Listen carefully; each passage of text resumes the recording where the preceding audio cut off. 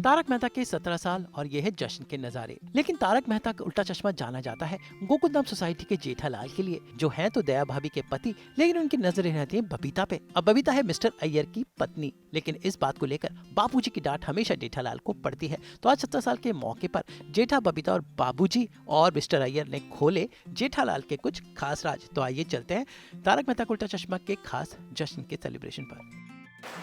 Day one से as an actor मैं हमेशा से ये कॉन्शियस रहा हूँ कि वो जो एक थिन लाइन है जो वल्गैरिटी और ऑब्सिनिटी और एक इनोसेंस के बीच में, वो मैं हमेशा से ट्राई करता हूँ एज एन एक्टर कि मैं उसको क्रॉस ना करूँ।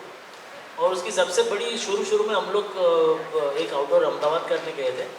वहाँ पे एक ओल्ड एज होम हम लोग विज़िट करने गए थे।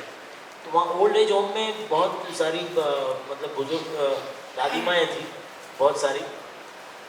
तो उन्होंने मुझसे कहा कि वो बहुत मतलब वैसे जनरल बात हुई कि अरे बहुत मज़ा आता है तारक मेहता का उल्टा चश्मा दे, और आप जिस तरह से बबीता जी बोलते हैं ना, हमको बहुत मज़ा। तो मैं एक्चुअली वो सुन के बहुत शॉक, मतलब प्लेजेंटली सरप्राइज हो गया, क्योंकि because they are really orthodox at this age. और ये एक वैसे समाज के तौर पे देखा जाए तो एक अलग सा एक कुछ रिश्ता है, तो वो उसको एक्सेप्ट कर रहे हैं। उसको एक उसका जो इनोसेंस है वो उन लोगों ने पकड़ा है, मतलब उसको कोई गलत तरीके से कोई नहीं देख रहा। तो ये मैं मानता हूँ कि एज एन एक्टर और स्क्रिप्ट राइटर के हिसाब से ये हम सही दिशा में जा रहे हैं। ये ऑफकोर्स ये बहुत ही थिन लाइन है, तो उसको संभालना every time it's like walking on a tight rope, but by God's grace we have been able to do that. तो या जेठालाल की शरारत कितनी है, तो फिर डांट तो पड़ेगी नहीं, उनका कहने का ये है कि जब भी कोई शरारत नहीं होती तो भी डांटते हैं, उसका क्या। वैसे तो पूछा नहीं ना, वैसा पूछा नहीं आपने नहीं नहीं, वो डांट के पीछे प्यार है छुपा है, तो वो डांट तो पड़ती रहेगी और प्यार करता भी रहूँगा। साल में इतना कुछ हुआ, इज़ वेरी डिफिकल्ट टू से पिन पॉइंट, पर मैं अपने हिसाब से ये बोलना चाहूँगी, मेरे लिए वो यादगार मोमेंट तब होगा जब हम यहाँ पे दुर्गा पूजा मनाएंगे, चाहे मैं यहाँ पे मनाऊँ या कैलकाटा में मनाऊँ। और हम अपने शो में ये दिखाने वाले ज़रूर बहुत जल्द कि हम लोग दुर्गा पूजा मनाएंगे। So as of now for me we have had brilliant memories related to the show. Garba हम करते हैं, गरबा तो खैर हम सिर्फ नवरात्रि में नहीं, कोई भी अच्छी क्या बोलते हैं मोमेंट, कोई भी ऐसा अच्छा मोमेंट हो तभी भी करते हैं। But I think it's high time that we have to do Durga Puja in our show. But having said that, we have had wonderful memories with each other, doing various scenes, क्योंकि हमारी सबके बीच में एक अंडरस्टैंडिंग है, एक फ्रेंडशिप है, जो भी इसे फ्रेंडशिप का नाम दो, चाहे आप प्रोफेशनल है या जो भी है। So we have had really wonderful moments with each other, and I think जो भी हमने इतने दिनों तक साथ में किया है काम, अप्स एंड डाउन्स हुए हैं, सब कुछ होता है, but I think we have had really wonderful memories. So मेरे लिए तो ये थोड़ा difficult है ये बोलना कि which one was, because I've been there since day one, thankfully. So for me it's been a really great journey. How many years? 17 years, so many days. Holi शायद personally इतना नहीं खेलते जितना हम लोग यहाँ पे खेलते हैं, और मतलब आप कभी someone has to come and see us playing Holi. So I think जिस दिन रियल होली होती, हम लोग इस दिन घर पे सोते हैं, आराम करते हैं, then we come back again, और अगर सीन रह गया है तो again the next day we have to play Holi. So we do that, so we play like एक फेस्टिवल हम लोग बहुत दिनों तक मनाते हैं। So it's difficult to pin point one thing, but या जी उन्होंने मुझे ऑफिस में बुलाया था, तब एक ही बात कही थी कि मैं तुझे वो दे रहा हूँ जो तेरी कुंडली में नहीं है।